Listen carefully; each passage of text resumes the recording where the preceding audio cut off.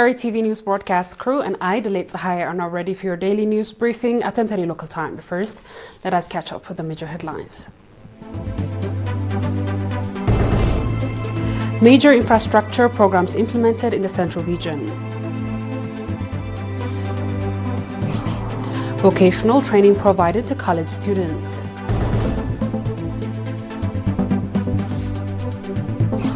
India's Modi met with Venezuela's interim president Rodriguez in New Delhi. And Russia nuclear sub conducts missile tests. Proceeding with our reports. Heads of infrastructure development in the Central Region Administration reported that major infrastructure development programs has been implemented over the years in the independence. Engineer Ms. Stefanos, head of the second grade roads, said that 131 kilometers of road in Asmara city has been renovated at a cost of over 286 million nakfa, and 48 kilometers of new asphalt road has been constructed at a cost of 279 million nakfa.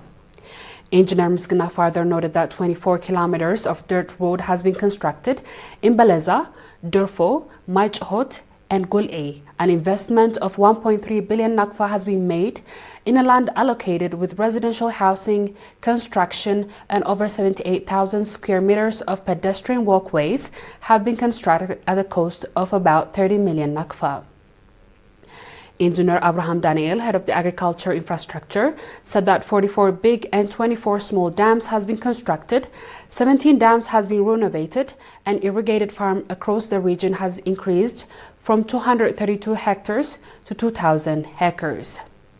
Likewise, architect Mesfin Mahari, head of the design and inspection of the residential houses and buildings, said that significant activities has been implemented in improving and permitting designs, properly transfer, project management, and follow-up after the issue related to buildings.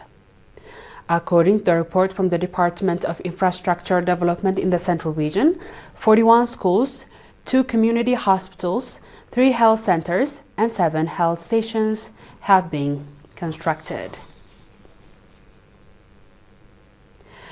The Sawa Higher Education Institutions branch in the National Union of Eritrean Youth and Students has provided 3 months of vocational training to over 400 students in the College of Business and Social Science and College of Engineering and Technology. The training included 236 students, including 123 female students from the College of Business and Social Science, and 180 students, including 93 female students from the College of Engineering and Technology. Accordingly, 37 students from the College of Business and Social Science were provided training in sign language, 41 in solar energy installation, 37 in computer technology, 21 in electronics, 44 in satellite-based installation, and 56 in graphics. Speaking at the conclusion event of the training, Dr. Stefanos Hailemariam, Dean of the College, noting that youth equipped with the necessary knowledge and organization play a leading role in the overall development of the country and call for sustainability of the program. The College of Engineering and Technology, 36 students were provided training in sign language, 79 in ideology, 22 in Arabic language, and 43 in graphics. Mr. Meron Abraham, head of the project of the Union branch, called on the trainees to practically develop the knowledge they gained from the training and transferred it to their peers.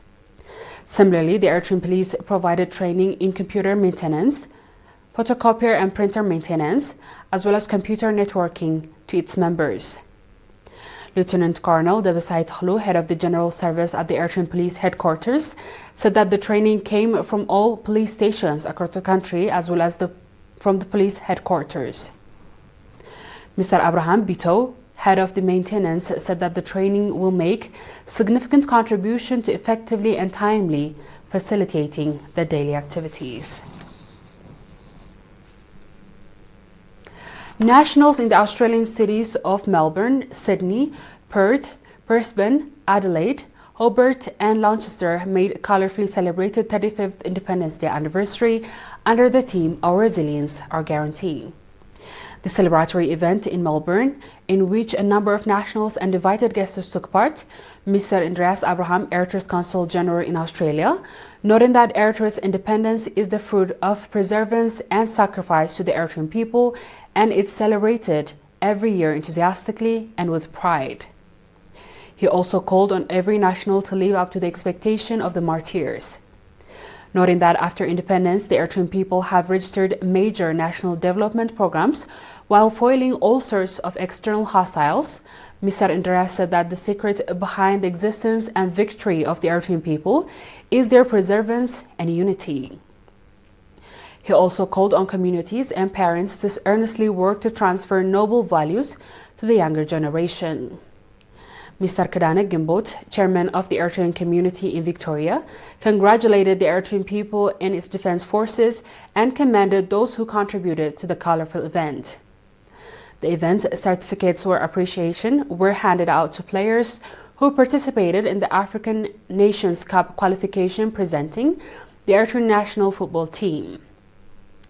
Nationals of various cities, New Zealand also celebrated 35th Independence Day anniversary in the city of Wellington, and similarly 35th Independence Day anniversary was celebrated in German cities of Karlsruhe, Bielefeld, Gießen, and Darmstadt. The 35th Independence Day anniversary has been celebrated in over 30 German cities.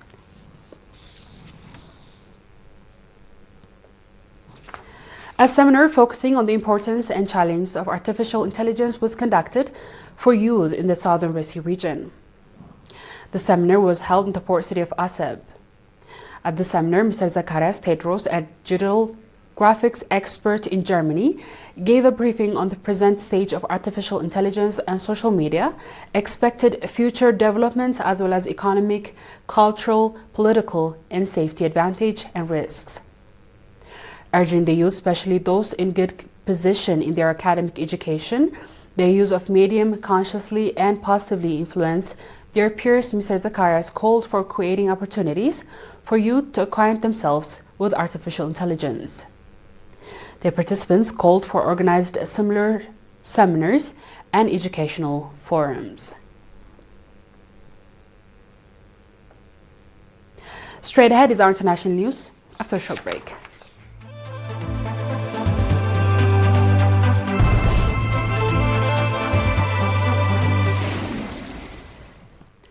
Welcome back.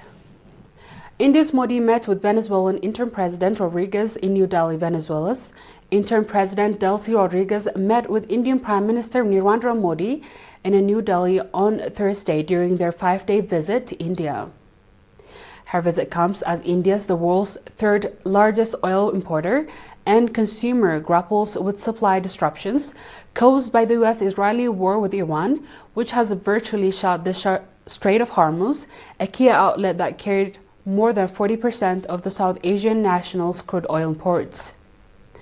India had stopped buying Venezuelan oil last year after US President Donald Trump authorized 25% and restricted tariff on countries buying crude from the South American nation. It resumed purchase once sanctions were eased in February following the flagship oil supply pact between Washington and Caracas. India was the second largest importer of Venezuelan oil in May, with purchase of 427,000 barrels per day, second only to the US, Reuters reported.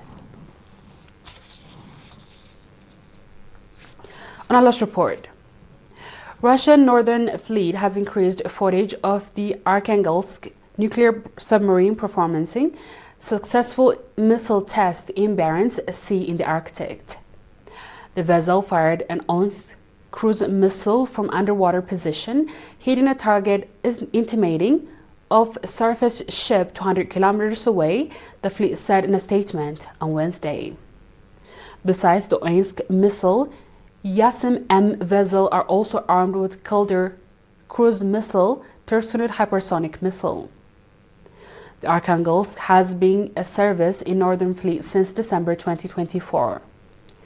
During this tour, the submarine last year, Russian President Vladimir Putin told the crew that it was the most modern, the best equipped, capable of performing a wide variety of tasks The archangels and other YAM vessels can do everything, Putin stressed, referring to their ability to strike target underwater and on surface and on land. Dear viewers, we've come to the end of tonight's news. Let's have a quick recap of the headlines.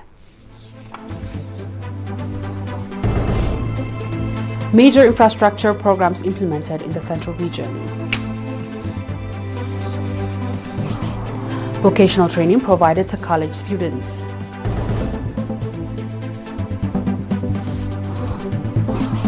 India's Modi met with Venezuelan interim President Rodriguez in New Delhi. And Russia's nuclear submarine conducts missile tests. And that was the news from ERi-TV studios. This has been the Let's High reporting. Thanks for watching and have a good night.